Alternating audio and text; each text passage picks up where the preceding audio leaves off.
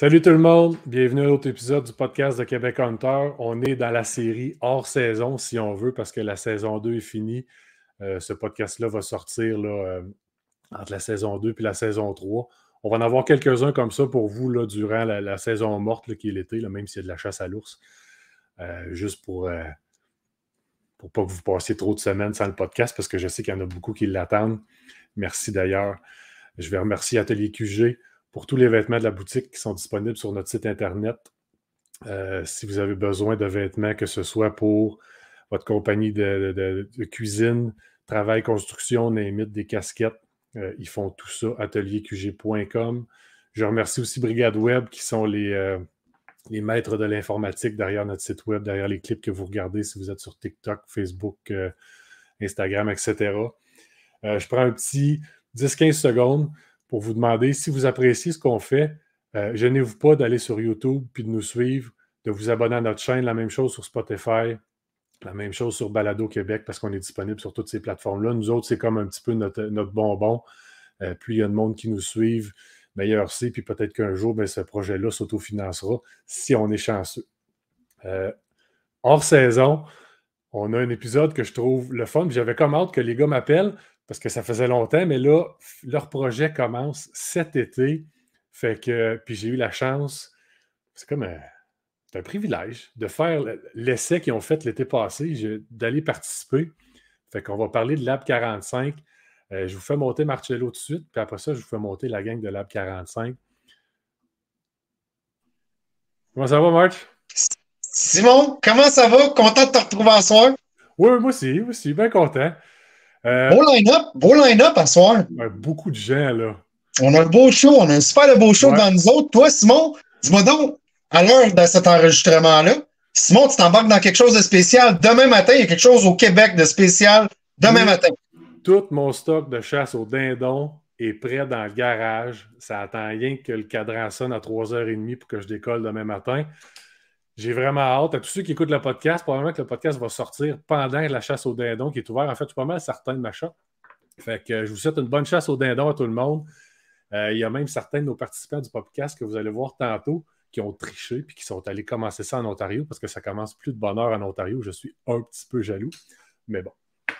Avant que ça commence, à ceux qui attendent ça, c'est... Ah ouais, donc, Simon, qu'est-ce qu'on boit à soir? On boit une microbrasserie Saturne, puis c'est la Nano Cinco. Je sais pas trop c'est quoi. Santé, March. Santé, moi, petit café en soir, Simon. Je viens de finir une saison de chasse à l'oie des neiges de notre bord. Là. La fatigue, on est sur le petit café tranquille. On reprend nos énergies avant de reprendre l'été. Ouais, hein? Je comprends ça.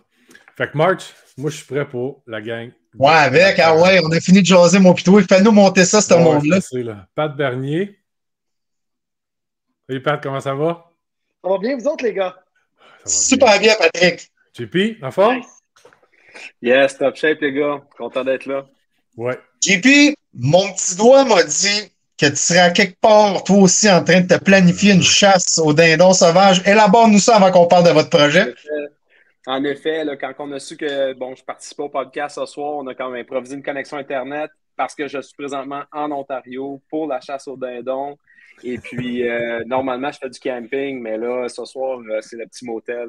Donc, pour être avec vous autres, fait que je suis pas content. Avez-vous chassé aujourd'hui? Non, pas chassé aujourd'hui. Non, trop de travail, mais quand même, un peu de prospection. Et demain, c'est parti. Bon, voilà. C'est bien ça. C'est bien ça. Bien content.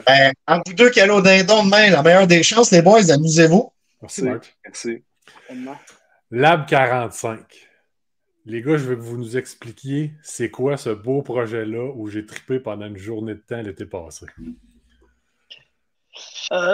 Écoute, Lab 45, c'est venu de l'idée que moi et Jean-Philippe, on est des partenaires de chasse depuis plusieurs années. On a passé beaucoup de temps. On est des chasseurs à l'arc.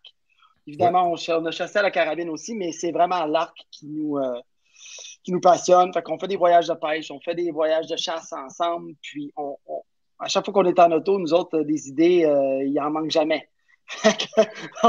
on a toujours l'idée de vouloir s'améliorer. Puis, on est dans le mood de comment on peut devenir des meilleurs chasseurs, comment on peut devenir des meilleurs tireurs, puis comment on peut tout le temps essayer de s'améliorer. Puis, évidemment, en voulant s'améliorer à l'arc, tu n'as pas le choix de pratiquer. Il faut que tu en tires des flèches. Puis il faut que Là. Oui, puis c'est un autre style de chasse. Tu peux faire de la chasse fine, il faut que tu sois proche de ton gibier. Donc, ça demande beaucoup, beaucoup, beaucoup, beaucoup de travail puis beaucoup d'aspects de la chasse qui après ça, c'est tellement bénéfique pour si tu y vas à l'arme à feu après, puis tu as tout le bagage de l'arc, ça devient encore plus. C'est une autre de corde de plus à ton arc, sans faire de mauvais jeu de mots. Oh. Mais, je vais racheter une petite anecdote. Pat, pourquoi c'est important de s'entraîner fort, quand on commence à l'arc, souvent, tu suis le cours, puis après ça, tu es un peu laissé à toi-même de pratiquer, puis de monter ton entraînement, puis de devenir bon.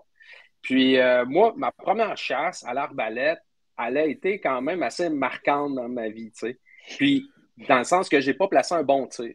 Puis malgré tout, je me suis dit, je veux quand même continuer puis persister à devenir bon dans ce sport-là. Mais Colin, j'avais personne autour de moi pour m'aider. Fait que ça a été une démarche très autodidacte. Et des tonnes de vidéos YouTube à gauche et à droite. Mais là, quand tu l'appliques sur le terrain, tu as besoin de coaching des fois. Tu as besoin de quelqu'un juste pour te dire, regarde, vas-y comme ça, ou peu importe. Puis ça manquait dans notre entourage. Puis là, on a poussé ça plus loin. Puis le parcours de chasse à l'arc qu'on a fait pour l'AB 45 en particulier, là, puis on va en parler un petit peu plus, mais c'est là, on a amené ça le plus loin qu'on pouvait. Puis c'est là qu'on s'est dit, c'est un laboratoire d'entraînement. Mais donc, c'est un des aspects là, dans l'AB 45, c'est l'entraînement à la chasse à l'arc. Mais il y en a d'autres, il y a d'autres choses aussi. Là. Il y en a beaucoup d'autres, oui. Oui, c'est ça, parce que on s'est dit, nous, on regarde la forêt comme un grand garde-manger qu'il faut protéger. Puis en même temps, il y a plein de ressources qui sont disponibles. Si tu pratiques la chasse, si tu pêches ou si tu fais de la cueillette. Puis au bout de la ligne, peu importe ce que tu vas aller chercher en forêt, tu vas vouloir le cuisiner. Donc pour nous, c'était juste simple de dire on fait le full circle, puis on essaie d'amener les gens à s'intéresser au garde-manger, d'y faire attention, d'y aller intelligent, de prendre ce qu'on a le droit de prendre. Parce que, il n'y a pas personne qui va aller... on ne va pas aller à la chasse quand c'est pas le temps de la chasse. On va pas... Tout le monde respecte la même chose. Exactement. Il y a des temps pour la cueillette. Là. La pêche, c'est la même chose. Exactement. Donc, mais une fois que tu es là, puis tu as des techniques, puis tu peux pratiquer, puis tu aimes ça, c'est de donner le goût aux gens, puis en créant ce laboratoire-là, l'idée, c'est de dire comment on peut avoir les mains dedans pour vraiment s'améliorer ou développer une passion. Puis cette année, on est beaucoup dans l'initiation parce qu'on veut amener les gens à s'intéresser. Mais le but, c'est de l'amener à tous les niveaux de perfectionnement, puis de pousser toujours un peu plus loin pour justement encourager la participation. Je trouve ça le fun parce que c'est comme une approche globale de la chasse. Puis, pour beaucoup de monde, la chasse, si on remonte à 20 ans, 30 ans, quand c'est le père qui nous a montré ça, c'était le plus de caisses de 24 possible. On va aller cabocher quelque chose, puis on va revenir quand on n'aura plus de bière.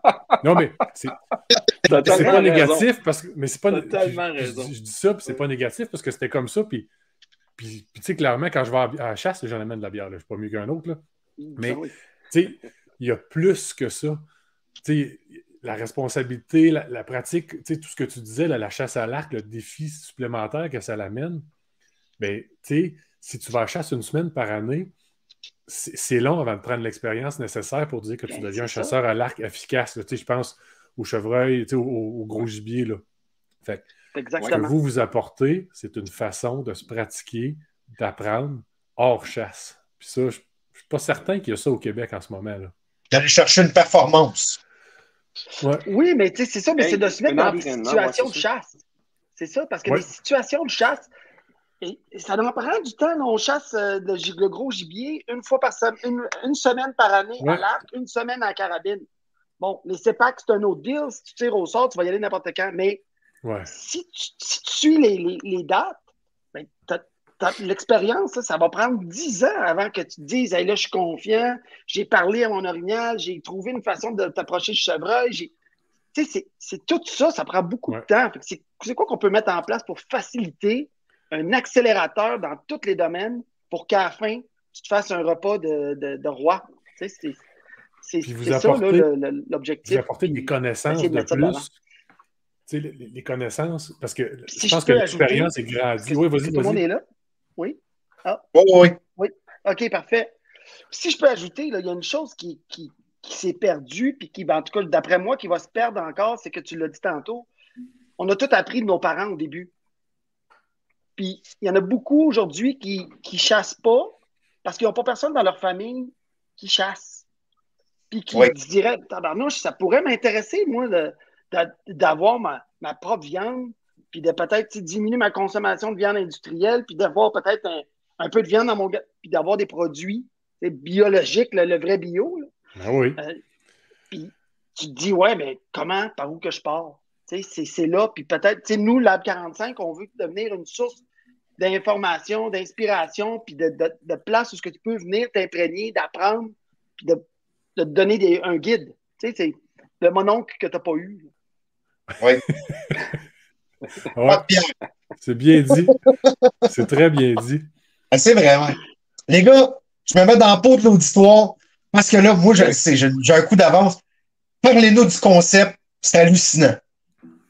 Vas-y, JP, je te laisse parler du concept. Ben, le concept, en fait, je vais juste faire un petit aparté par pourquoi ça s'appelle Lab 45, puis ça va vous expliquer justement un peu, c'est tout, tout le concept derrière ça. Fait que, comme Pat il disait, on regroupe les 4 activités principales, la cueillette, la cuisine, la chasse à l'arc et la pêche à la mouche.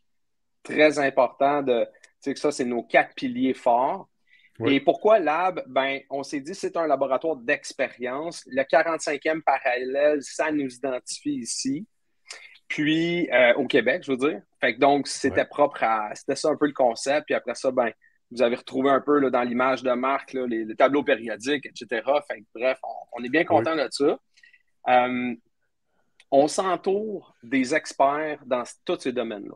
OK? Lab 45, on met de l'avant des experts, dont justement Laurence Burton, Jean-Philippe Leclerc et d'autres, et Codal aussi, Carl de Codal. Donc, exactement. Donc, on s'entoure d'experts, puis nous autres, on est là pour les mettre de l'avant parce que c'est eux qui ont la connaissance. Nous, on souhaite offrir une plateforme à ses partenaires pour pouvoir initier le plus grand monde possible dans un environnement hors du commun.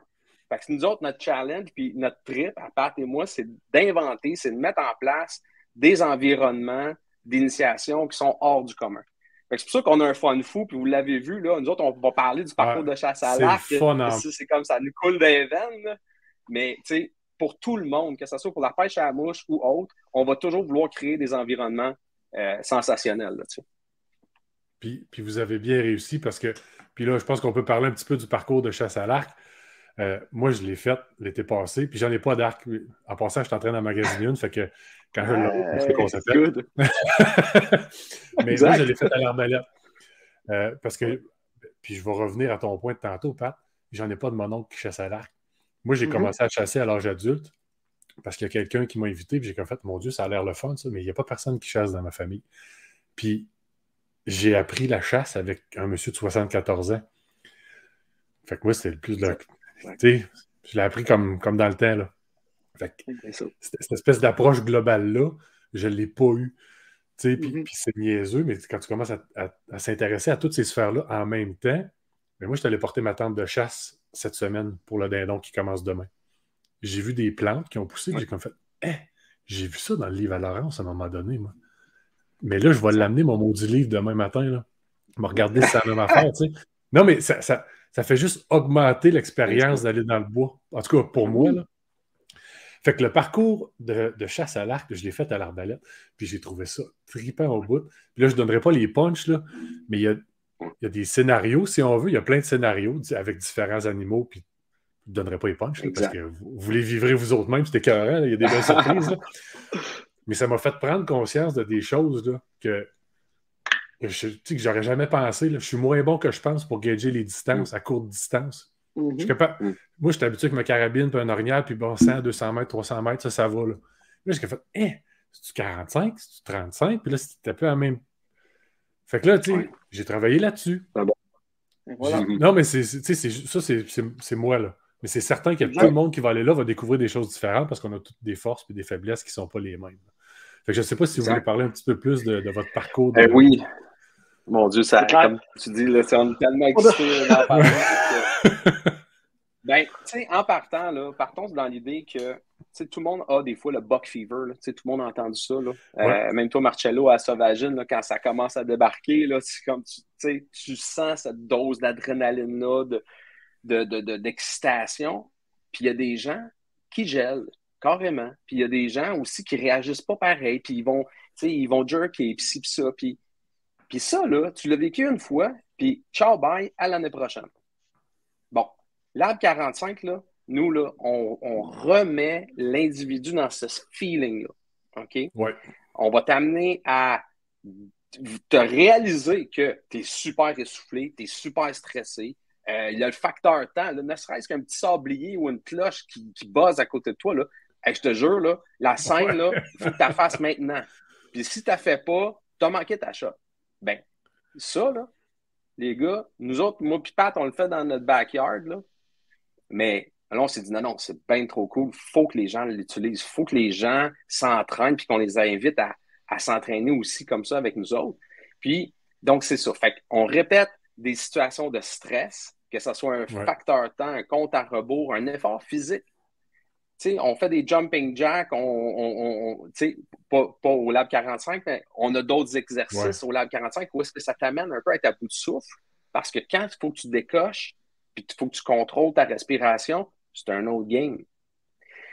Donc, c'est dans cette philosophie-là qu'on a pensé à tout le concept. Et en plus, là, on s'est dit, OK, on pousse la note plus loin.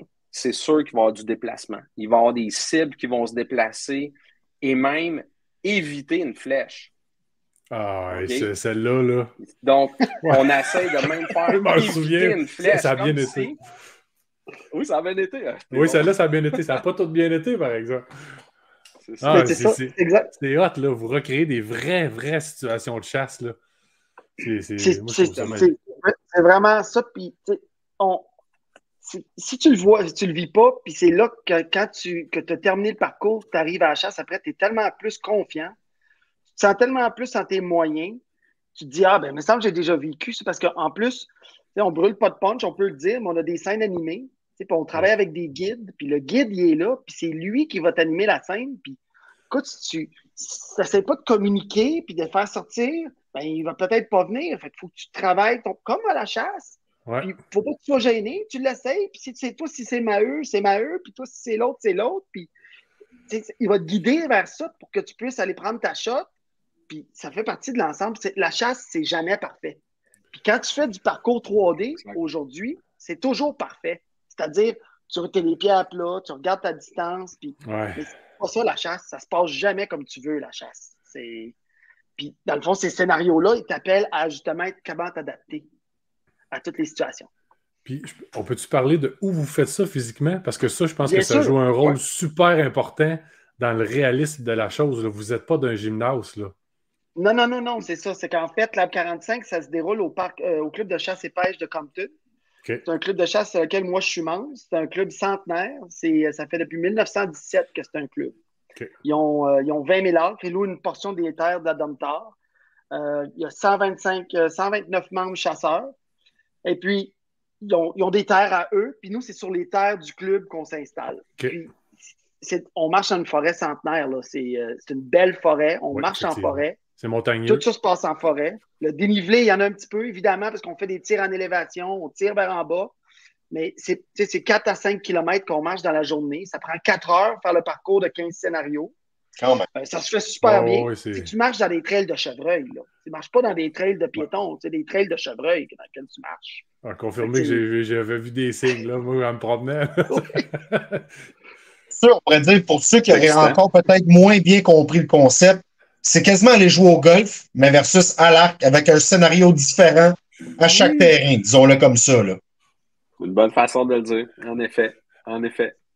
Puis c'est drôle, c'est drôle, Marcello, tu parles de golf. Tu sais, souvent, Pat puis moi, on parle de notre carnet. On fournit donc à tout le monde un carnet de notes. Oui. Dans le carnet, tu as le scénario de chasse qui t'attend. Donc, tu sais, comme au golf, le prochain trou, ben, tu peux l'analyser un peu d'avance. Ça va te dire dans quel mindset être, à quoi t'attendre. En gros, sans brûler le punch. Puis après ça, ben, tu vas noter, mais ce n'est pas des points comme IBO ou peu importe. Nous autres, là, ce qu'on offre, c'est de noter, dans le fond, si tu l'as manqué, blessé ou récolté. Donc, atteint ou vital. Et c'est à toi de juger. Tu fais ça pour toi. Donc, ce n'est pas une compétition du tout. Là. C'est vraiment juste pour t'évaluer, toi, pour apprendre. Savoir, oui. C'est ça. Exact. Voilà. Non, c'est super cool. Ouais, super cool.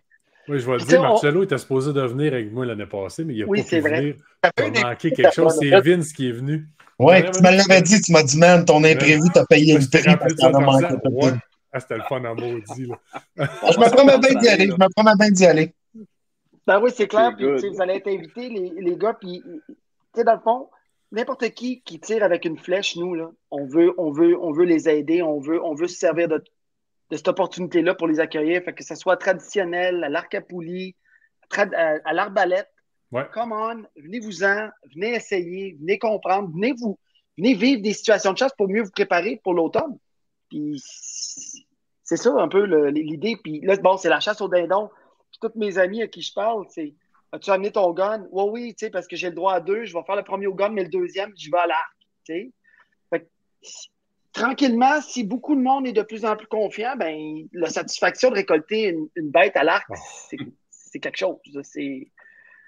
C'est beaucoup de travail, mais en même temps, c'est beaucoup de travail. Ça prend un tir parfait. C'est sûr. Et moi, je vais peut-être m'avancer à peut-être brûler un punch, mais encore là, c'est un petit punch pour vous autres. Bon, le gibier, c'est des cibles 3D, on s'entend. Oui, c'est quoi les gibiers sur cible 3D qui peuvent nous attendre chez Lab 45? Il y en a des hôtes, là. Bonne question. On a des cibles différentes. Exact. On a en fait tous les gibiers d'Amérique. Hein. Nous autres, on s'est dit, regarde, on va au moins se retrouver des gibiers d'Amérique, surtout même canadiens à la limite. Là. Puis, on va laisser faire un dinosaure puis un alligator. Là, on ne se retrouve pas là-dedans. Mais, donc, grizzly, orignal, wapiti, chevreuil, beaucoup de chevreuil, évidemment. Dindon sauvage, bien sûr. Quelques petits gibiers aussi, comme plus techniques. L'ours noir. Là, vous allez l'ours noir, évidemment. Fait que dites-vous que c'est de s'entraîner sur des gibiers qu'on connaît, qu'on veut récolter. Puis les cibles que vous avez, c'est des grandeurs nature. Là, parce que des fois, il y a des petites cibles, un demi-chevreuil, mais là, vous avez la bébite au complet. Là. Oui, au complet. 32 bébites, exactement. 32 bébites. Ah non, c'est hot, là. Ce qui est le fun, c'est que, nous, on est allé faire beaucoup d'événements un peu d'arc comme ça aux États-Unis pour aller s'imprégner puis voir comment ça se passait. Puis, là-bas, la communauté de tir à l'arc, c'est beaucoup, beaucoup, beaucoup de gens. Puis, beaucoup de monde, ce style-là du 3D existe beaucoup. On n'en a jamais vécu de scénario comme nous, on a fait. C'est ça qui nous a allumé un peu, c'est que on n'a jamais vu. On n'a jamais vu d'animal se déplacer, de changer de position ou de tourner pour nous donner des différents angles de tir. Fait que ça nous avait bien gros allumé. Puis, quand on est arrivé pour mettre ça en place, on s'est dit, il n'y a pas d'autre solution. On a mis tellement de temps à se casser la tête de comment, parce que c'est important de aussi impliquer les autres groupes, les autres membres du groupe. Parce que soit que la scène a dit, il y a un point d'attente, restez à l'écart, parce que sinon, vous n'aurez pas la surprise. Ben oui. C'est mieux de ne pas regarder ce que ton chum il fait, mais peut-être que tu vas être appelé à actionner le mécanisme pour ton chum. Ouais. Donc, ou peut-être toi qui vas partir un chronomètre, puis tu vas l'arrêter quand la cloche va sonner. C'est des trucs comme ça, ou est-ce que c'est encore plus dynamique, puis c'est le fun, il y a plus d'interaction. Puis, non seulement, tu as parlé tantôt, Pat, que tu pouvais être amené à caler pour faire réagir le gibier. Hein, puis que le guide, lui, il va te coacher sur tes calls et tout ça. Donc, ça, c'est carrément des scènes de chasse. Mais en plus, en fait, c'est ça. Fait qu'il va falloir que tu calls, mais en plus, c'est ça. Donc, les gens sont amenés à contribuer. C'est interactif. Puis ça se peut aussi que le gibier te réponde. Je dis ça de même. Un autre petit punch. Mais il y a de l'effet sonore aussi pour rajouter à l'excitation. Là. C'est vrai, j'avais oublié ça. C'était malade. Mais moi, c'est sur cette scène-là où je me suis rendu compte que j'étais moins bon. J'étais pas bon pour gager à courte distance à quelle distance c'était. Puis là, j'ai fait ben oui. Parce que, je suis plus habitué. Mettons, je vais parler pour le chevreuil, là. Tu mets tes pommes, je suis assis, puis je sais que mes pommes sont à 30 mètres, puis tu sais. Oui. Fait que là, j'ai comme un repère facile. Mais dans d'autres situations, ça m'est pas arrivé encore à la flèche d'être si proche. Ben, ça m'est arrivé, mais pas avec la bonne sorte, mettons. Fait que là, tu sais, j'ai une pratique à faire, là, tu sais, là. C'est ça, tu touches un bon point parce que les gens qui pratiquent dans leur champ tout le temps ou derrière chez toi, tu pratiques toujours à la même place, tu l'as ton repère. Même si tu te dis, écoute, je vais faire 10 pas par en arrière, je vais me tourner vite, je vais essayer de savoir je suis pas où, là. Mais tu le sais quand même, tu comprends? Fait que quand tu arrives en forêt, tu connais pas les repères, il faut que tu saches, OK, 25, 24, oh, vas-y, je vais à 22. Puis tu t'essayes. Puis nous, ben, on va donner des idées de plage ou de distance, mais on ne va pas te donner une distance précise. Ouais. Donc, il faut un autre aspect aussi, là, c'est que, tu sais, souvent, là, les gens, on va négliger, en fait, les archers, on néglige de s'entraîner dans notre tree stand ou dans notre, carrément dans notre tree stand, OK? Ouais. Parce que c'est fatigant, il faut que tu redescendes, tu vas chercher tes flèches, tu rebouges ta cible, après tu remontes, tu te reset-up, ton harnais, tout le kit. Ça, pour nous autres, là, c'était vraiment là, un trouble. Puis on s'est dit, OK, comment on peut rendre ça sécuritaire, mais mettre quand même là, les personnes dans un vrai tree stand, puis que ça soit sécuritaire pour les assurances, etc. Puis on a trouvé la solution. Tu sais, on a trouvé la solution. Et donc là, les gens sont capables d'exécuter des tirs vraiment dans des vrais tree stands, dans des positions qui sont aussi challengeantes. Là. Tout croche, parce que le gibier, là, il arrive pas tout le temps par en avant. Tu sais, ton buck, des fois, là, il est comme là. Oui, c'est ça. Exactement. Ou tu sais, il y a des petites branches fatigantes, là, tu sais, que tu as oublié de scier ou peu importe. Là. Ouais, tu te dis, celle-là va être correcte, là. Elle va passer. Vraiment, vraiment. Ouais. Fait qu'on a beaucoup de surprises d'attendre, c'est sûr. Ouais. Je voudrais rajouter aussi, tu sais, que c'est pas juste pour les experts, hein. Tu sais, ça sonne un peu intimidant, tout ça, là. Puis je veux juste rassurer tout le monde, c'est pas juste pour les experts, OK? L'année passée, là, kudos à Melo Archery puis à Kim qui était là l'année passée. Puis eux autres, là, tu sais, donc Kim, elle débutait. OK? Elle débutait vraiment avec sa nouvelle arc à poulie. Elle a trippé au bout. Elle n'a pas été intimidée. Puis elle a appris des choses. Elle nous a remercié d'ailleurs pour ça. Fait que, tu sais, même que je rajouterais, si ça vous intéresse, puis ça vous tente, là, puis vous n'avez pas d'arc, ben on loue des arcs pour faire le parcours cette année. Oh, okay? On a des belles arcs à poulie flambant neuves, des Gen X de Matthews. OK? Ça, c'est une arc à poulie qui est entrée de gamme, si on veut, mais c'est une vraie arc à poulie. OK? Fait qu'on prête tout le kit. Déclencheur, carquois, 6 flèches, l'arc à poulie gaucher ou droitier, pas de problème. Vous pouvez prendre l'arc puis partir dans le parcours avec ça. Peut-être que Jérémy de Performance Archerie dans le range, il va peut-être vous donner une coupe de tips avant de partir. Après ça, vous pouvez partir. Okay? C'est parfait comme donc, ça. Exact. Fait que, tu sais, ça, cette année, là, c'est quelque chose qu'on est bien content d'avoir rajouté. On a une belle flotte d'arc. Donc, vous pouvez déjà même réserver ça là, sur le site en achetant vos billets. Non, les boys, dans le cadre de faire des affaires comme ça avec des armes à feu, ça nous prendrait une carte de compétence avec les armes à feu. Un port d'armes, ni plus ni moins.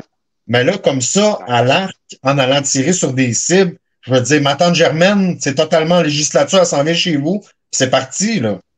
Exact. 100%. Exact. C'est l'accessibilité de ça. Arbalète, même chose. Tu sais, tu peux venir, tu n'es pas obligé d'avoir ta carte. Si tu veux voir c'est quoi le feeling, puis avoir déjà un premier feeling, ben, c'est la meilleure place. Là. Après ça va te donner le goût de pousser plus loin. Puis je veux en rajouter sur le fait que c'est pas intimidant. Là. Moi, quand j'étais allé, je savais très bien qu'il y avait peut-être moins d'arbalètes. Puis quand j'arrive dans le champ de tir, il y a 2 gars, je veux dire, en camo qui coûtaient cher, là, puis avec les... tout coûtait cher sur eux autres. Puis là, moi, j'arrive là avec mes bottes à l'eau, puis tu sais, peut-être des trous, ces bottes-là, puis là, j'ai mon arbalète, puis j'ai Vince qui est comme, on va partager ton arbalète, parce que Vincent, il n'avait pas lui, puis j'ai pas trop mon Vince. Puis les gars se pètent des flèches loin, là. Tu sais, je tire pas loin même avec mon arbalète, puis je suis comme, qu'est-ce que je fais ici? Fait qu'il y a eu un petit 5 minutes de panique, tu sais. Puis là, ben, je l'ai fait le parcours. Puis c'est pas intimidant, c'est pas grave, puis j'ai fait des bons coups, puis j'ai fait des mauvais coups, puis Vince, pareil, il a fait des super bons coups, puis des mauvais coups. Puis on a eu du fun. Non, il n'y a pas de jugement. Non, mais c'est ça, on a appris des affaires, puis tu sais, une tape dans le dos quand c'est bon, puis quand tu l'as pas eu, ben, t'as-tu pensé à ça? Puis ben, c'est vrai, j'ai pas pensé à ça. Puis, moi, genre, ouais, c'est ça, va marcher un peu, c'est bon pour la santé. Mais, je vais le dire, moi, j'ai trouvé ça super. Puis même si vous ne chassez pas, je pense, puis vous avez le goût d'essayer, là, mais allez voir c'est quoi, là. Ça peut être une activité le fun à faire, là. Oui, puis je dirais même aux gens, il y a beaucoup de gens qui font des tournois, puis des IBO, puis ces trucs-là. C'est vraiment juste une autre façon de sortir de sa zone de confort. Je peux comprendre que peut-être tu veux pas tirer sur une cible en mouvement ou de caler, mais si tu le fais pas, le call ou whatever, c'est pas grave. Ça va se passer pareil. Là, c'est vraiment, on va s'adapter à tout le monde. On n'est pas là pour essayer de changer les gens, mais on veut juste faire découvrir des nouvelles choses aux gens. Oui. Je pense que vous l'avez bien réussi. Est-ce que vous trouvez qu'on a assez fait le tour du parcours d'arc, les gars? Écoute, il y a tellement d'autres sujets dans l'arbre 45. Fait que, non, mais c'est ça, là. J'ai plein d'autres invités à faire monter. Qui vous voulez que je fasse monter, les gars? J'attends votre go. Mon Dieu, c'est dur. Tu nous demandes de trancher, c'est trop dur. Hey, là, Simon, ils doivent être tous dans le salon. Pas moi. Parce que si c'est moi qui choisis, là, je vais faire monter la personne tout de suite. Ça ne me dérange pas de choisir pour vous autres. Choisis, Simon. Bon, les deux autres, prenez-les pas mal. Mais cette personne-là, moi, j'ai son livre, puis j'en ai parlé un petit peu. Je suis comme un genre de fan dans le secret, là. Fait que Laurence, ça va être à ton tour. Salut Laurence, ça va bien? Ça va très bien, toi. Je savais. Ben oui, ben là. Regarde mon livre. Laurence, parle-nous de ton implication avec les gars de Lab 45. Ben dans le fond, moi, je pense que c'est Jean-Philippe qui m'a contacté l'année passée. En fait, là, si je me souviens bien, ça fait un bout, mais je pense que j'avais été dans un cours de survie avec ta blonde. En effet. Ouais, c'est ça. Puis, en fait, il m'a contacté. Puis, moi, quand ils m'ont contacté, ben, j'ai dit oui tout de suite parce que c'est quelque chose auquel j'avais déjà pensé moi-même il y a quelques années, de me dire comme je comprenais pas pourquoi il n'y avait pas un événement qui ralliait chasse, pêche puis cueillette. Puis, je rebondis sur ce que plein de personnes ont dit, mais moi, j'ai grandi dans une famille d'urbains, là, à Montréal. Excusez. Mais c'est ça, j'ai grandi dans une famille d'urbains à Montréal. Puis, attendez, je pense qu'on va devoir. J'ai quelqu'un qui rentre. Quand on a connu Laurence, là, dans ma famille, en fait, toute ma famille, on tripe sur la cueillette puis la chasse. OK. Bon, fait que juste pendant que Laurence est partie, bon. Fait que c'est ça. Fait que quand j'ai rencontré Laurence, c'était en famille, on s'était inscrit à des cours de cueillette avec elle. Puis en effet, c'était dans un milieu urbain, croyez-le ou non. On est allé sur le Mont-Royal. Fait que donc, tu sais, Laurence, elle l'a fait de façon adaptée un peu partout. Puis on a toujours trippé, puis on a suivi Laurence dans toute son évolution. Puis ça a timé en même temps qu'elle a lancé son livre l'année passée. Et là, j'ai dit, OK, ben là, Lab 45, on débarque, Laurence, on se connaît, nous, on a eu de l'expérience avec elle, puis on a trippé. Fait que bref, voilà, Laurence, tu peux continuer, là, je comblais là, pendant ce temps-là. Il a bien fait ça. Là. Il y a eu quelqu'un étranger qui s'est présenté à la porte. Là. Je suis pas chez nous. Moi, en fait, je suis en camping sauvage depuis 2 jours. Puis j'ai trouvé quelqu'un qui avait une cabane dans la forêt avec du Wi-Fi, juste pour vous donner un contexte. C'est malade. C'est dédié. C'est 1-0 pour toi. Je sais que c'est présenté, en tout cas. Mais ouais, c'est ça. Ils m'ont contacté, puis moi, ça a été naturel tout de suite parce que ce que je suis en train de dire, c'est que moi, je rebondissais sur ce que vous aviez dit avant, que j'avais personne dans ma famille qui faisait de la chasse ou de la pêche. Moi, j'ai grandi à Montréal avec des parents qui n'avaient jamais fait de camping. J'ai jamais fait de camping, j'ai jamais été en nature quand j'étais jeune. Puis, à un moment donné, j'ai pris un cours de survie en forêt, puis là, ils ont expliqué qu'est-ce qu'on pouvait manger dans la forêt, de plantes, puis tout ça. Puis, je suis devenue complètement obsédée par ça. Mais la suite naturelle, après quelques années, c'est que je voulais faire de la chasse et de la pêche. Mais je trouvais ça super intimidant parce que je connaissais personne qui faisait ça. J'avais aucune idée de où aller, à qui m'adresser, comment me faire des amis dans ce domaine-là. C'est pas évident. Je savais vraiment pas, puis j'ai juste été chanceuse. J'ai rencontré dans un tournage pour une autre émission un caméraman qui faisait de la chasse, on est devenus amis. 2 semaines après l'avoir rencontré, il m'a amené à la chasse à l'ours. Quand même. Première chasse, il y a 2 ans. Puis là, ça m'a ouvert un peu un monde, mais si j'avais eu un événement comme Lab 45 à l'époque, ça fait longtemps que j'aurais été initiée à de la pêche ou de la chasse, mais je savais juste pas par où commencer. Fait que moi, quand ils m'ont proposé ça, tout de suite, c'était évident. Là. Ouais. Fait que, comment ça fonctionne parce que là, les gens peuvent faire le parcours à l'arc, peuvent aussi faire l'atelier de cueillette avec toi. Comment ça va fonctionner s'ils décident de prendre l'atelier de cueillette avec toi, mettons? Comment ça se passe? On fait moi, c'est ce que je fais de ma vie maintenant. Là. Mon entreprise, c'est donner des cours sur les plantes sauvages. Pour la 45, ça va être des petites initiations de environ 1h30, 1h15, 1h30. Donc, les gens viennent, puis sans aucune expérience, puis moi, je vais vraiment prendre les personnes par la main de A à Z, comme on fait pour commencer à s'alimenter dans la forêt, à faire de la cueillette. Donc, on va aller se promener, puis là, voir qu'est-ce qu'on pourrait cueillir comme plante directement dans la nature. Fait que ça va au gré de la saison puis du terrain, dans le fond. Là. Ouais, c'est ça. Puis là, ça va être le printemps, il va y avoir des belles surprises. Il va y avoir beaucoup de belles plantes que les gens vont voir là-bas, mais ça change à chaque saison. S'il y a plusieurs labs 45, plusieurs événements, ben, il va y avoir des plantes différentes à chaque fois. Ouais. Le but aussi, éventuellement, c'est là, moi, je suis là pour cette année, ça va être aussi de créer un réseau avec tous les experts dans le domaine. Bientôt, on va avoir les champignons aussi. Puis, l'idée, dans le fond, c'est pour des personnes qui n'ont jamais fait de cueillette ou qui ont fait de la cueillette. S'il y en a qui ont déjà fait de la cueillette, ils vont venir me voir, ils vont me poser plein de questions. Je le sais quand il y a des gens qui ont déjà fait de la cueillette. Oui, ils sont un peu plus... Mais pour les gens qui en ont jamais fait, ils vont ressortir du cours en sentant qu'ils sont capables d'aller au moins cueillir ne serait-ce que 3-4 plantes à intégrer, par exemple, dans la première année dans leur plat. Moi, je peux parler de 30, 40, 50, 100 plantes, mais généralement, on retient quelques plantes pour commencer à cuisiner. C'est ça. Hey, Laurence, raconte l'expérience l'année passée, là, justement, quand il y avait des chasseurs. Là, j'ai leur nom en tête, je les nommerai pas, là, mais qui étaient comme... Tu sais, là, eux autres, ils découvraient la vie, tabarouette, avec Laurence, parce que Laurence était en train d'expliquer qu'un bouton de marguerite, tu racontes l'histoire, Laurence? Mais j'avais l'intention de la raconter, parce que je pense que c'est un des moments les plus cute que j'ai vécu dans ma vie, là. Parce que c'est ça, c'est à l'Arbre 45, en fait, il y a des chasseurs, puis des fois, des gens qui sont chasseurs, pas toujours, mais ça arrive avec une certaine attitude. Ils étaient confiants, en mode chasse. Oui. On est plus comme on est confiant, on est là, puis ils sont arrivés, comme tu disais, habillés tout en camo, là, de la tête aux pieds. Ça coûtait cher.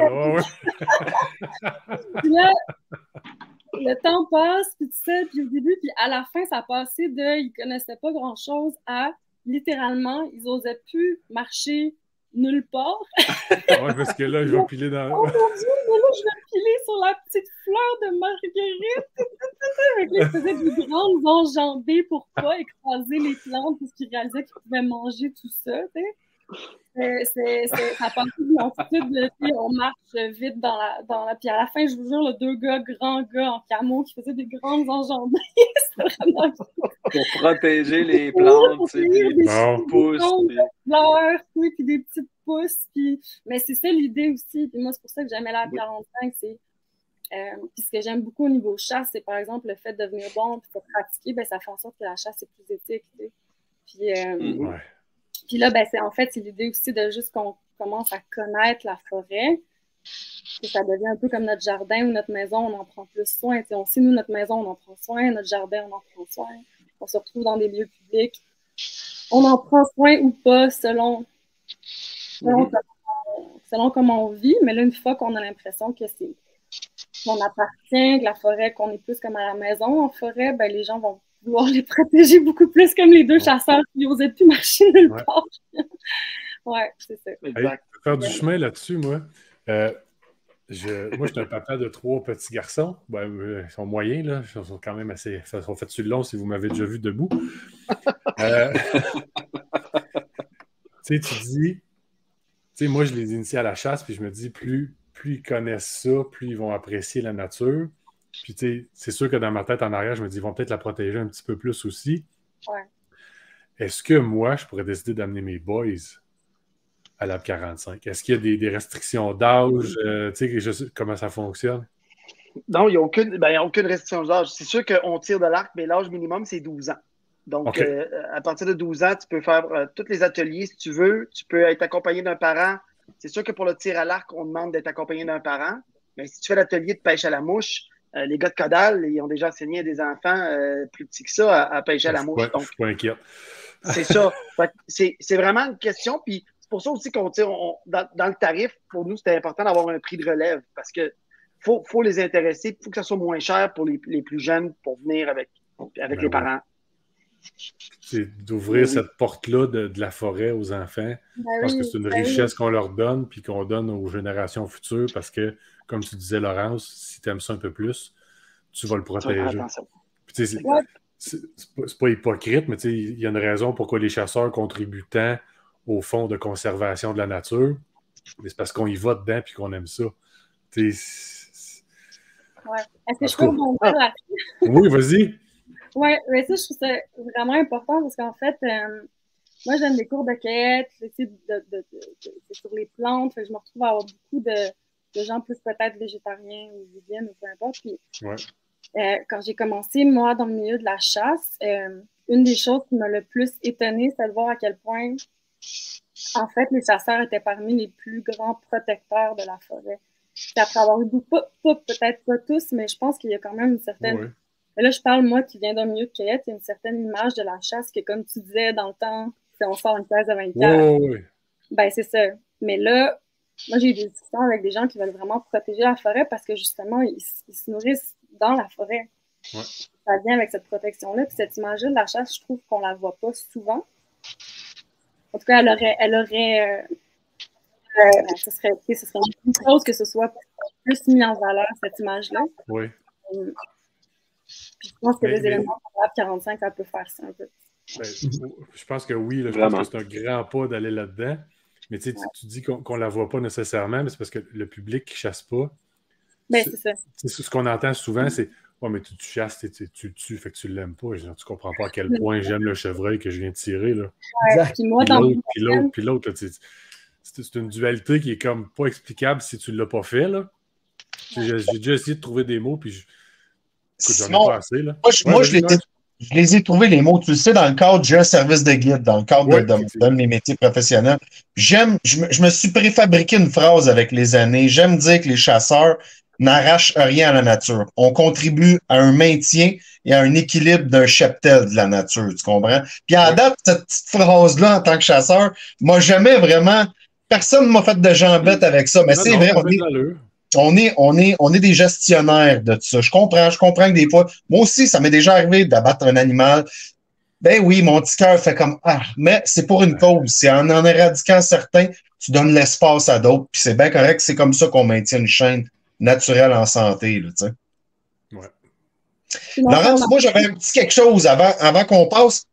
Toi, tu as été passionné de la cueillette à un point d'en faire un livre. Fais-nous au moins un passage. Explique-nous ça. Parle-nous un peu au moins sur ton livre. OK. Mon livre...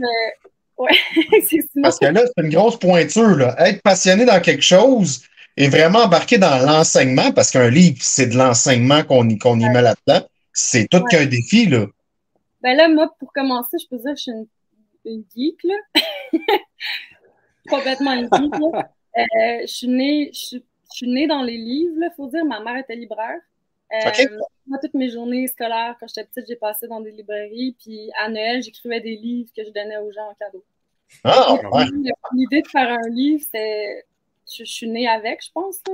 Après ça, j'ai fait un parcours complètement différent. Moi, dans une autre vie, j'étais avocate. Fait que c'est complètement autre chose. Puis après ça, l'idée de faire un livre, ben, j'ai commencé à faire des cours de survie en forêt. Là, je suis devenue obsédée par les plantes. Là, je jonglais avec mon métier d'avocate. Un jour, je suis partie en voyage pour faire ce cours. Là, je suis revenue. Je me suis dit, est-ce que je recommence à être avocate ou j'essaie d'être dans la forêt tout le temps à cueillir parce que c'est juste ça que je veux faire dans la vie. Puis j'ai commencé à donner des cours gratuitement pour voir s'il y avait un intérêt. Puis ça, comme, tu sais, des fois, on part une entreprise puis ça se fait tout seul. Là. Les gens étaient intéressés, les gens aimaient ça, les cours que je donnais. Puis j'ai continué à faire ça. Puis moi, pendant tout ce temps-là, ben, j'écrivais, je faisais comme des synthèses de tous mes savoirs parce que je suis une geek. Et que j'écrivais déjà un livre. Puis l'univers, j'ai l'impression qu'on est dans la bonne direction. Il place un peu les choses pour nous. Là. Fait que là, il y a une maison d'édition qui m'ont carrément contacté par courriel pour me demander si je serais intéressée à écrire un livre. Puis moi, j'avais déjà commencé. Déjà prêt. Ben, il était pas prêt, mais il était commencé. Puis à partir du moment où j'ai signé le contrat, là, j'ai eu un certain délai pour clencher le livre. Là. Ouais. Mais j'avais déjà commencé à prendre des photos. Moi, j'avais commencé à tout documenter mes savoirs pour faire une synthèse. Quand même. Ouais. Puis là, je vais en faire d'autres parce que j'aime plus ça. Un atelier là, d'une heure et demie avec Laurence, là, le 5 mètres carrés, là, ça devient le garde-manger incroyable. Là. La perspective change complètement. Ouais, j'ai vraiment eu des gens dans des cours là, qui me disaient qu'ils ne comprenaient pas à quel point en littéralement 15 pas, il pouvait avoir une quinzaine ou plus de plantes parfois. Là. Je dois dire, à propos... Pour votre choix de professeur, c'est... Je félicitais les gars pour leur choix de professeur ou de conférencier. Je ne sais pas comment vous appelez ça, là, mais je pense que Laurent, c'était un bon choix. Puis j'ai hâte aussi aux deux autres, parce que les deux autres aussi, vous avez été chercher deux très grands passionnés. Là. C'est pas rien. Exact. Là. Exact. Ça regroupe... juste pour dire... Excusez-moi. Juste pour dire, je m'enchéris sur le livre de Laurence. Là. Moi, une affaire que j'adore du livre de Laurence, c'est qu'il est bien écrit, il est accessible, il est dans un langage commun. Tu sais, je veux dire, moi, je sais, ma blonde aussi, elle adore la cueillette, puis elle nous sort des noms en latin là, que, tu sais, impossible de me rappeler. Là. Mais au moins, là, avec le livre de Laurence, moi, ce que je vois, c'est que l'image est belle, les photos sont belles, puis le texte est bien écrit. Tu sais, je veux dire, on pourrait donner ça à un enfant de 12 ans, puis il va s'y retrouver, là. C'est très bien fait, Laurence. Félicitations. Ouais. Mon plus vieux, hier, je l'ai pogné dans le garage sur le banc de travail avec le livre en train de tourner les pages tranquillement. Voilà. Cool. C'est fait comme tu dis, là, qu'un enfant peut s'y retrouver, là. C'est trop cute. Moi, j'ai ma meilleure amie qui a trouvé sa fille de 3 ans qui était en train de feuilleter le livre, mais d'une manière tellement attentive, page par page. Ah, mais c'est beau, c'est les plantes qu'on est habitué de voir dans le bois. Je trouve ça le fun de pas juste passer à côté, puis en tout cas. Non, c'est ça. Puis ça, tu sais, aujourd'hui, on marche ou on chasse, mais tu vas regarder à terre. Tu sais, tu vas dire, oh, OK, j'ai vu ça, je vais ramener ça au gars à soir au chalet, je vais les étourdir, ça va prendre 2 secondes, ils comprendront bien. Puis c'est cool pour ça. Ouais. Puis beaucoup de chasseurs, de chasseuses ou de pêcheurs qui viennent dans mes cours, qui me disent, quand ils commencent à réaliser toutes ces plantes-là, ils me disent, hey, ça fait 20 ans que je passe devant. J'avais aucune idée que je pouvais manger ça. C'est fou quand même. On va des fois dans la forêt pour un objectif, puis là, notre vision devient très étroite. Puis là, c'est d'élargir un peu la vision en forêt. Ouais. Exact. Ouais. Là, on a fait le tour de 2 ateliers, le parcours à l'arc et la cueillette avec Laurence. Les gars, êtes-vous prêts pour un 3e? Oui, on est prêts. OK. Laurence, je te fais descendre. À plus tard. À plus tard. Bye, Laurence. Merci, Laurence. Là, il faut que je trouve mes pitons. Je ne suis pas habitué d'avoir tant de monde que ça. Bon, moi,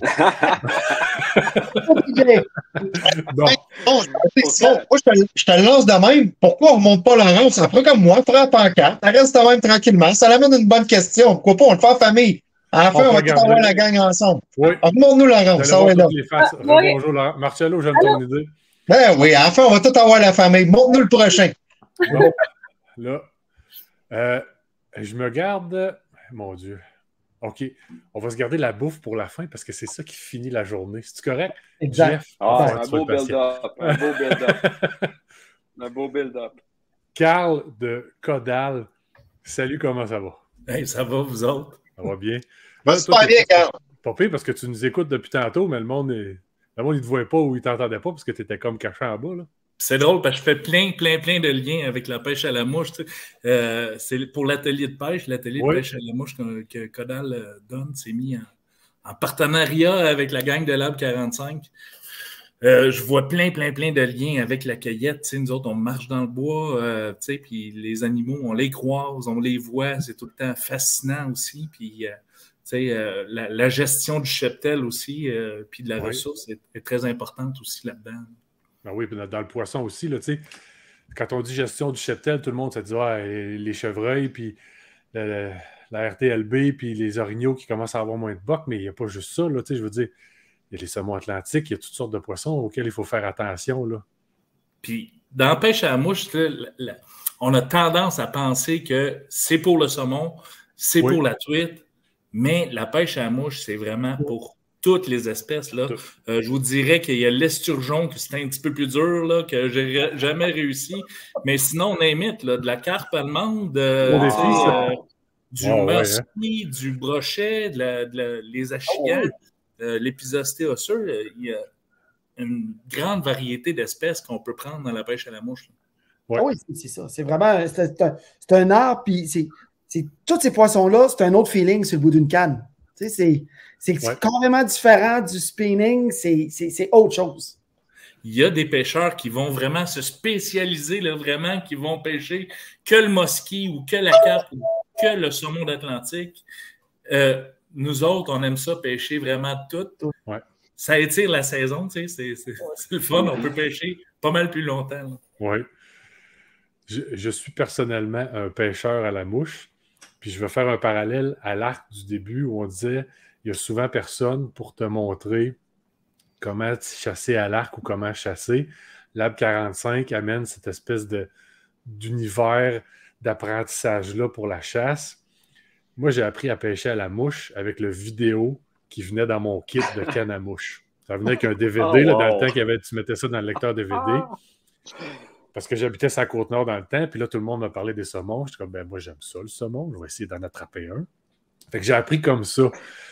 Je suis pas certain encore à ce jour que je suis un très bon moucheur. J'ai beaucoup de plaisir, puis quand je vais au chalet, je pogne toutes sortes de poissons avec mes petites mouches, puis c'est bien correct.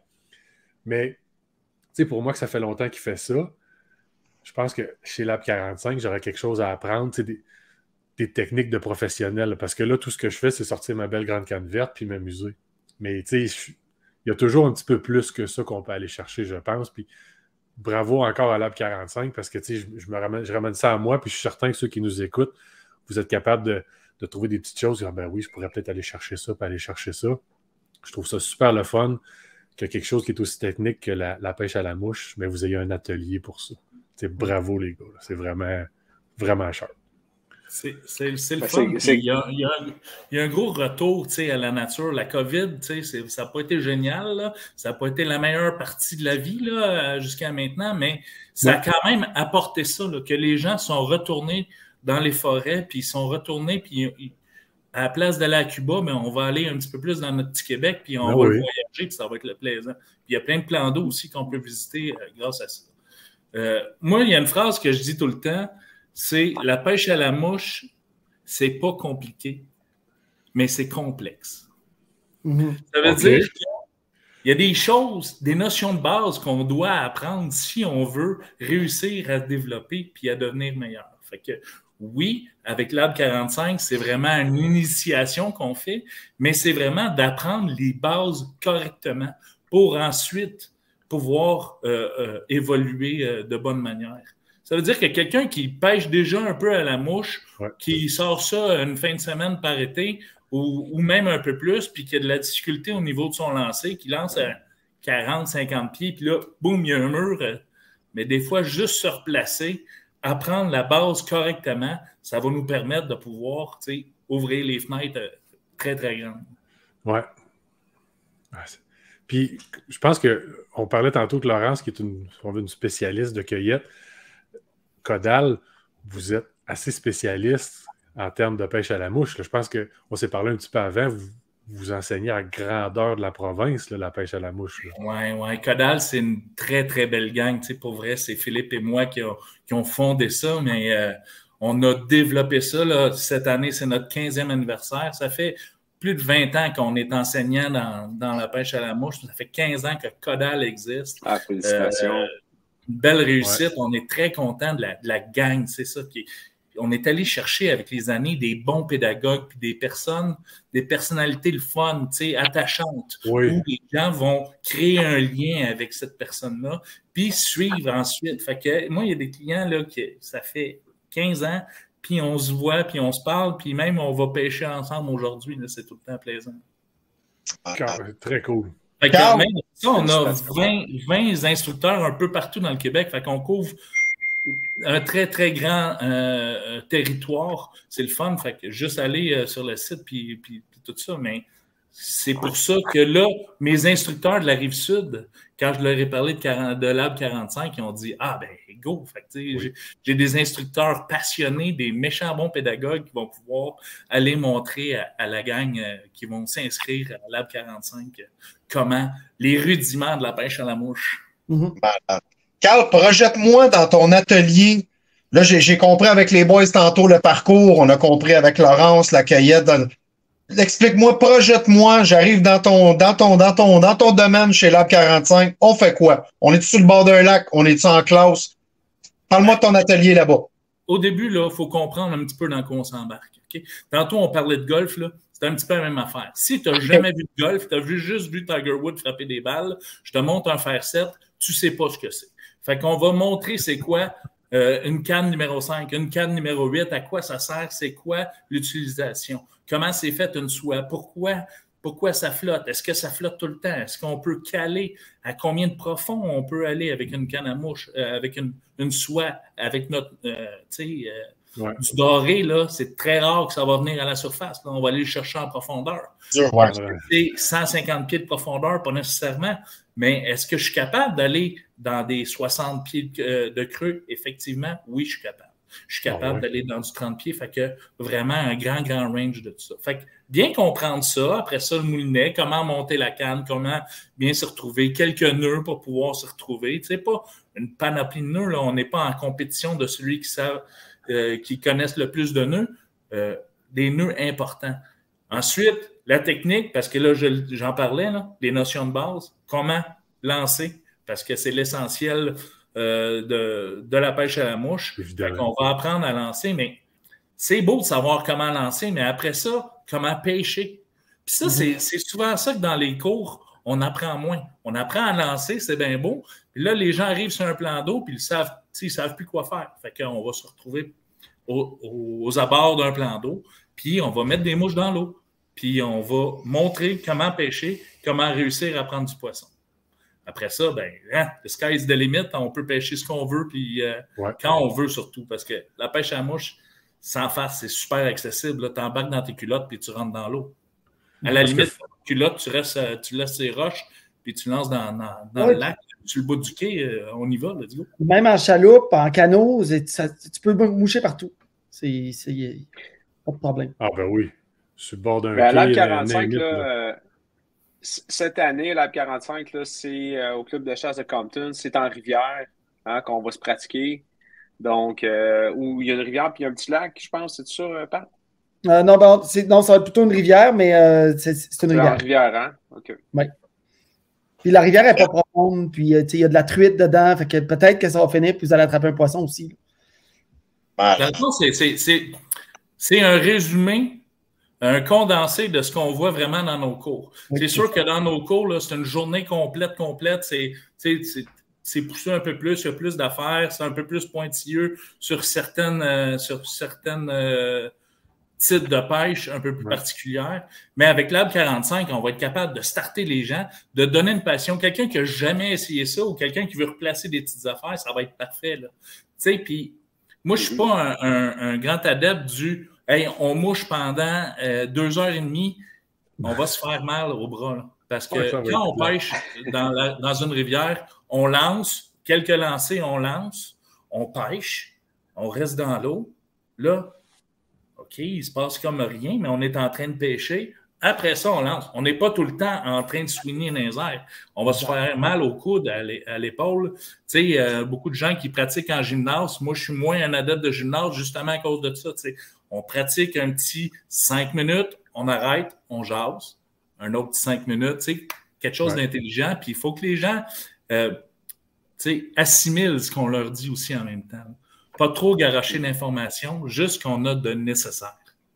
Puis, Carl, corrige-moi si je me trompe, mais tu sais, une approche en lac ou une approche en rivière ou une approche en mer, évidemment, il faut s'adapter au plan d'eau. Puis comme tu dis, tu sais, d'apprendre à le pêcher, justement, comme déposer sa mouche, est-ce que je vais contre le courant, je vais-tu en haut du courant, puis tu sais, approcher une fosse ou des trucs comme ça. Fait que ça, c'est des survols que vous pourrez répondre sans problème.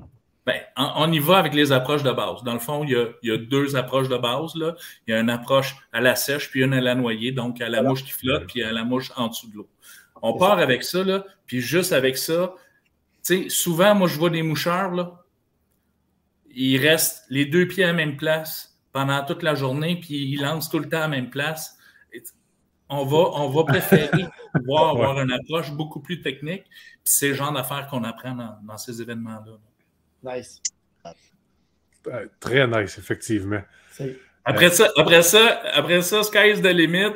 Les informations sont là. Tu sais, tout se trouve à cette heure sur Internet en plus pour continuer. Tu sais, nous autres, on a un podcast qui roule aussi, 38 épisodes, ça va super bien. Plein de sujets, tu sais, des affaires, des informations à aller chercher.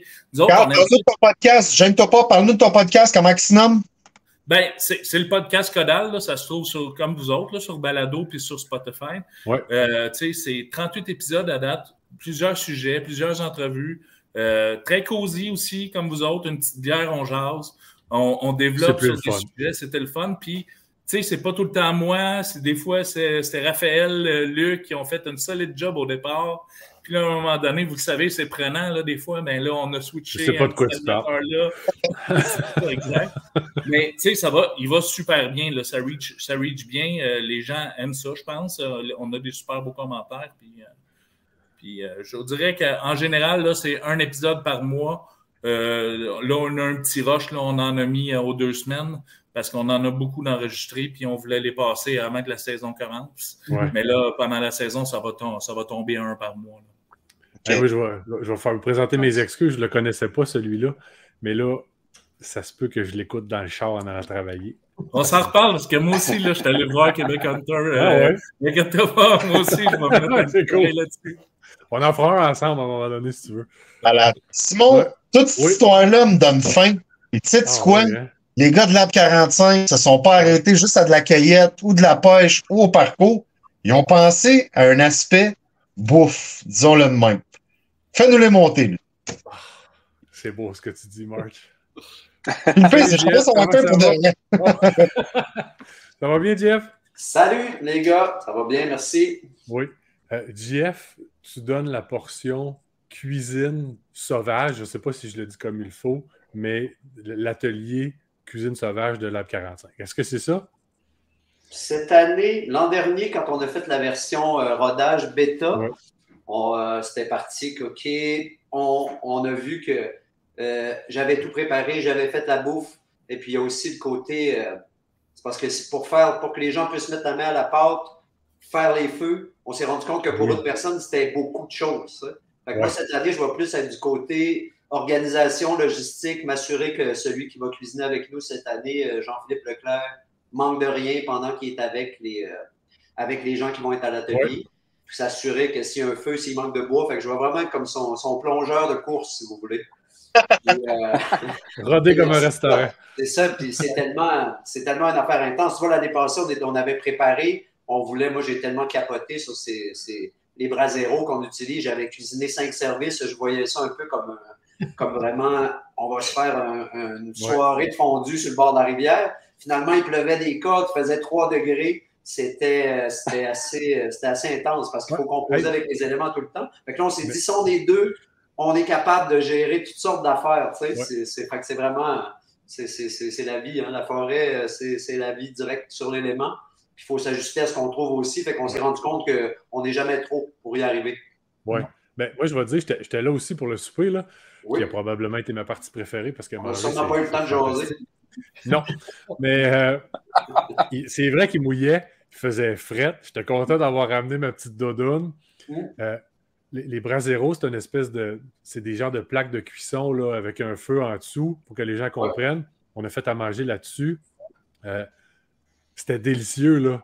Même s'il faisait fret puis il mouillait, on a mangé comme des kings, là. Tu sais, je veux dire, moi, je suis sorti de là bien plein, puis moi puis Vince, on se faisait des high-fives parce qu'on était contents, là.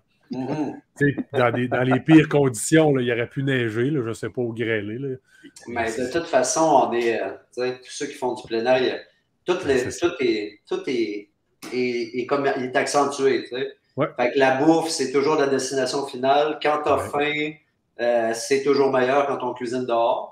Toujours plus d'ouvrage, mais quand on arrive à notre plat, c'est sûr. Puis là, avec ce qu'on utilise comme matériel, ben, c'est sûr que si tu as un poisson, quand c'est chaud, le métal devient blanc, tu mets un peu d'huile, il est prêt en 1 minute. C'est comme c'est la Ferrari de la cuisson, un peu quand tous les éléments sont rassemblés. Fait qu'il y a un vrai plaisir à ça. Puis avec quelqu'un d'expérience comme Jean-Philippe qui en a fait beaucoup, ben, il y a aussi tout le côté de l'amener, de l'allumer, de le gérer, de comment le placer, les accessoires. Tu sais, fait qu'il y a beaucoup de choses à apprendre dans l'atelier. Puis tu peux, tu sais, c'est ça. Tu es sûr d'avoir au bout de tu sais, en fin de compte, t'as ta récompense, là, tu le fais toi-même, puis la cuisson est normalement parfaite, là, où il y a toujours moyen de se rattraper, tu sais. Puis là, tu sais, on parle pas de repas de base, là. C'est pas une truite avec une branche qui part bord en bord au-dessus du feu, là. Tu sais, je veux dire, c'est des plats préparés, c'est une cuisine relevée, pensée, tu sais, c'était simple, mais c'était pas simple, tu sais, ça ne goûtait pas simple. Je sais pas si on me suit, là. Ah oui. J'avais trouvé ça vraiment très bien, là. Cette année, Vas-y. Jean-Philippe Leclerc, cette année, c'est donné, là, il a concocté des recettes particulières pour l'Ab 45. Donc, il y a une formule dîner, donc pour le lunch, puis il y a une formule souper.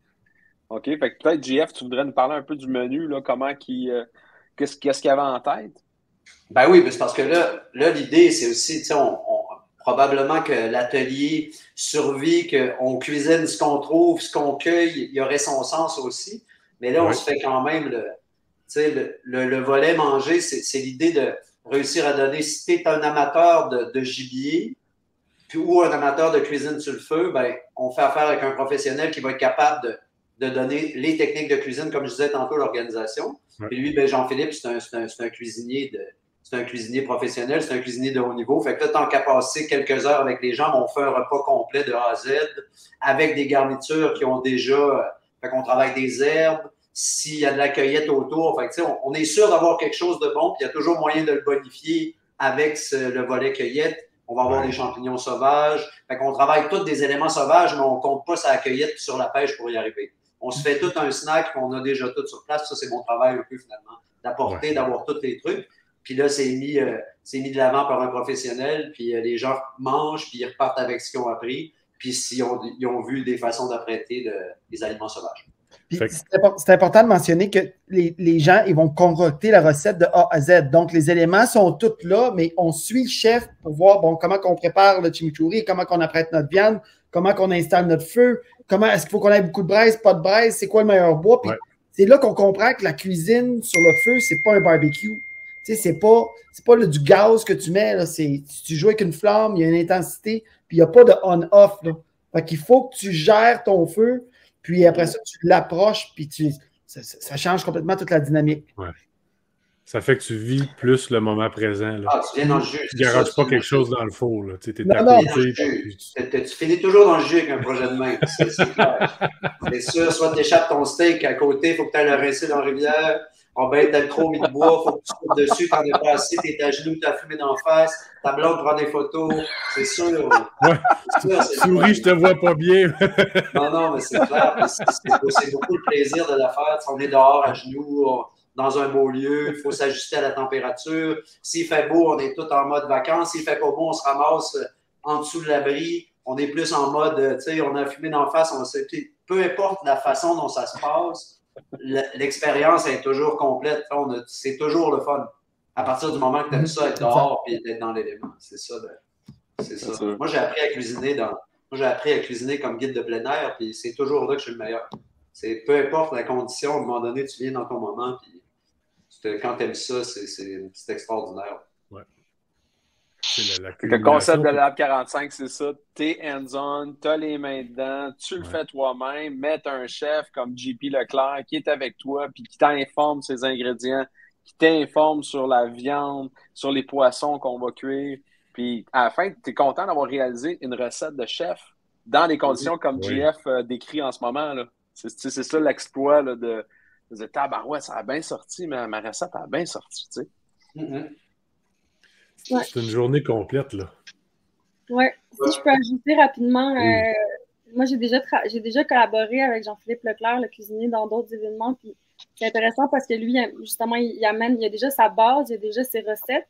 Généralement, on collabore toujours ensemble pour s'assurer qu'il y a des plantes qu'on a vues, par exemple, dans la journée, que les gens vont avoir vues pendant la marche de cueillette, qui vont se retrouver dans le sport. Fait que les gens vont quand même être capables de faire le lien de la forêt à l'assiette. C'est juste que moi, des fois, c'est ça, des fois, on est plus dans des cours de survie en forêt, on mange juste la verdure. C'est comme il disait, du poisson directement sur un bout de bois. Mais là, Jean-Philippe Leclerc va amener l'espèce le côté vraiment gastronomique. Mais il y a quand même un lien qui va se faire dans la journée entre ce que les gens vont boire en forêt et ce qu'ils vont retrouver dans leur assiette le soir. Exact. Moi, même si je peux rajouter, là, moi, Jean-Philippe Leclerc, je le suis. Ses assiettes sont malades, pour vrai. C'est vraiment magnifique. Ça a l'air extrêmement bon. Pour être un peu épicurien, là, c'est quelqu'un que je suis et que j'aime suivre. Là. Oui. J'ai découvert son profil Facebook il n'y a pas longtemps, là, quand JP m'en a parlé. Là, puis effectivement, j'irai manger chez eux s'ils m'invitent vendredi. Là. C'est sûr et certain. Il a collaboré au livre, hein, on ne l'a pas dit, mais il y a des recettes de Jean-Philippe Leclerc dans mon livre. Écoute, je ne suis pas rendu au bout du livre, par exemple. Il n'y en a pas beaucoup, il y en a, je pense. Volé. Mais il est dans le livre, Jean-Philippe Leclerc. Là. OK. Simon, tu sais comment je suis bon dans les jeux de mots?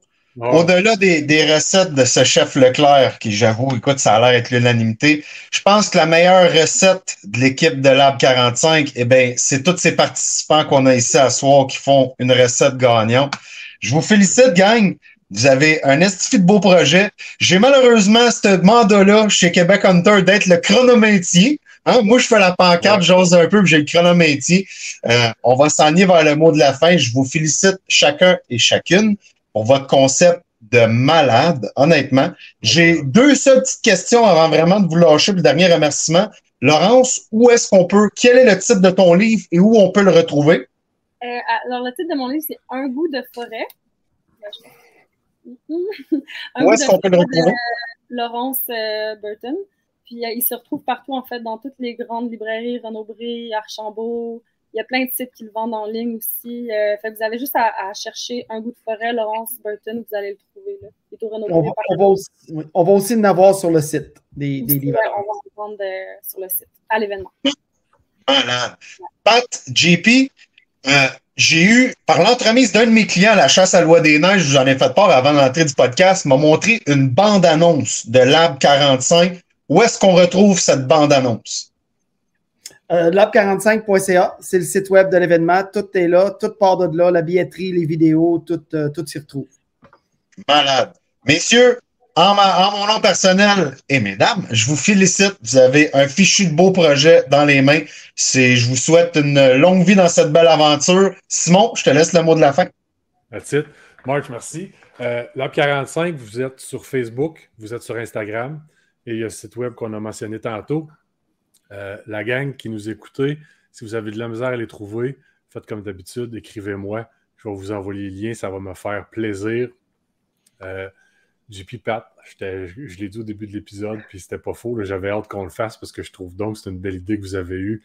Le concept est le fun, de rencontrer les gens avec qui vous travaillez là-dessus. C'est un autre privilège aussi, je pense. Oui. Écoutez, merci beaucoup tout le monde. Je vais vous dire à la prochaine. Il va y avoir un autre épisode de hors-saison, si on veut. Au minimum à la chasse à l'ours avec March puis la gang de boys. On va voir comment est-ce qu'on va faire ça, là, mais on va vous en faire un à chasse à l'ours, ça va être drôle. Nice. Allez les suivre, JP puis Pat, Lab 45. Allez les suivre, ça vaut la peine. Si vous n'y allez pas cet été, vous y irez l'été d'après. Tu sais, là, je pense que c'est une activité le fun. Tu sais, ça peut être une première date avec ta blonde. Imagine le lien que tu fais. Moi, j'ai la mienne depuis très longtemps, là. Mais mettons, là, quelqu'un qui a une première... Tu sais, c'est hot, là. Amenez vos enfants. Ça peut être une activité de bureau. Là. Ça, je n'avais parlé. Je pensais, je m'imaginais que ma gang du bureau, là, mais sortir de leur short, là, puis on va aller tirer de l'arc. Ça serait tellement drôle. Puis, l'espèce de lien que tu fais en équipe. En tout cas, je vous donne des idées de même. Ou allez-y tout seul, une journée que vous n'avez rien à faire. Vous ne prendrez pas votre temps, c'est certain. Fait que, écoute, je finis ça de même. Merci beaucoup tout le monde. Vous avez été vraiment super et généreux de votre temps. Puis on se dit à la prochaine.